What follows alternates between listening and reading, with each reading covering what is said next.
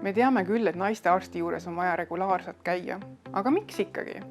Milliste tervisemurede ennetamiseks vajalik on? Miks siis ikkagi regulaarne naistearsti juures käimine nii oluline on?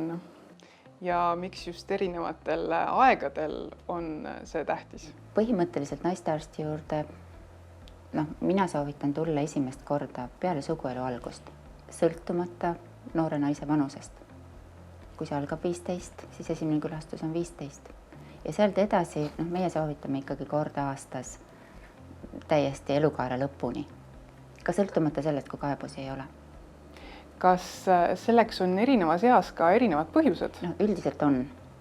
Et tavapäraselt ikkagi noorel naisel, just arvestades siis seda suguelu algust, või siis ka noortel, kui nad ei ole vahekorras veel olnud, et neil on vahel probleemid hoopis menstratsioonitsükliga ja on väga valulikud ja vererohked menstratsioonid, et see on põhjus tulema naistearsti juurde sõltumata vanusest, alates siis puberteediast.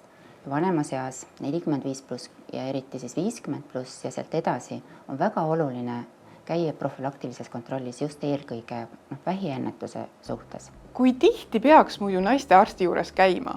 Me soovitame korda aastas, et osad muutused võivad tekkida kiiresti. Kui ma lähen nüüd teste tegema, et millised uuringud ja protseduurid mind ees ootavad?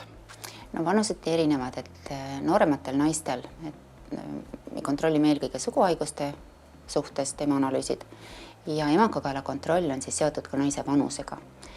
Et alates 20. eluaastast on siis, võtame ka PAP-testi ja see on 3-aastaste intervallidega, kui analüüs on korras. Ja alates 30. eluaastast siis kuni 55. eluaastani on siis meil sünniaastaga seotud riiklik sõeluuringu programm. Ja rindede uuringu suhtes on nii, et ikkagi kuni 50. eluaastani meil tegelikult põhirõhk on naise enesekontrollil. Me soovitame teha lihtsalt profülaktilist rindade uuringut, mammograafiat juba alates 40. eluaastast, kui ei ole kõrgemat perekondlikku riski. Et ma tahan väga panna südamele seda, et need sõeluuringud on ju hea võimalus ikkagi kontrollida regulaarselt teatud rütmi järgi ja see on kõik jälle vähiennetus. Miks tehakse üldse ultraheli uuringuid ja mida saadakse nendega teada?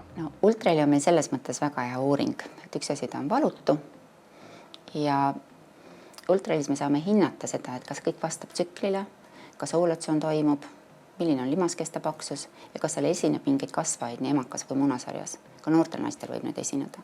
Ja vanemas eas muidugi ultraheli on suurepärane võimalus just sisse vaadata, et seal on omad normid ja kui midagi on normist kõrvale kaldunud, ka siis, kui naisel mingeid kaebusi ei ole olnud, siis me saamegi vahel väga vara teha lisauuringuid. Milliseid näitajaid vaadatakse muidu vereanalüüsidega? See natuke sõltub nendest vereanalüüsidest, et kui me teeme neid naise tervisepaketis, siis me saame sellise üldise tervise tausta ja anda siis soovitusi vastavalt sellele, kui seal on mingi kõrvalekalle või suunata päris erialaspetsialisti juurde, kui seal on suured kõrvalekalded. Kontrollime tavalist vereanalüüsi, siis hemoglobiini, rauasisaldust, mis on väga oluline. Et sageli on sellised varjatud aneemiad, põhjuseks võivad olla vererohked menstratsioonid või siis mingi emakokasvaja, et see alati tahab tähelepanu. Naiste hulgas levib ka palju müüte. Teie kindlasti oskaksite rääkida, millised on levinumad ja mida tasuks kummutada? Paljud müüdid siis on eriti nooremate naiste hulgas, mis on seotud erinevate rasedusvastaste vahenditega. Räägime siin hormonaalsetest vahenditest, et need kuidagi oleksid väga kahjulikud tervisele, väga ohtlikud, et need mingil juhul ei tohi kasutada. Et seal on väga palju müüte liikumas ja me püüame sellest alasti rääkida, aga need müüdid on visad kaduma. Kas gynekoloogiliste analüüside võtmine on muidu valus? Üldiselt ei peaks küll gynekoloogiliste analüüside võtmist kartma, et see võib olla natukene ebamugav ja vahel see valulikkus võib olla seotud sellega, et patsiendil ongi kaebused ja võib olla tegemist mingisuguse põletikuga, et siis võib see olla ka pisut valulik. Suguhaiguste suhtes me võtame sellise väga täpse analüüsi, mis põhineb siis haigustekitajate kas RNA-l või DNA-l ja see on sellise vatipulgaga. Võib katsuda.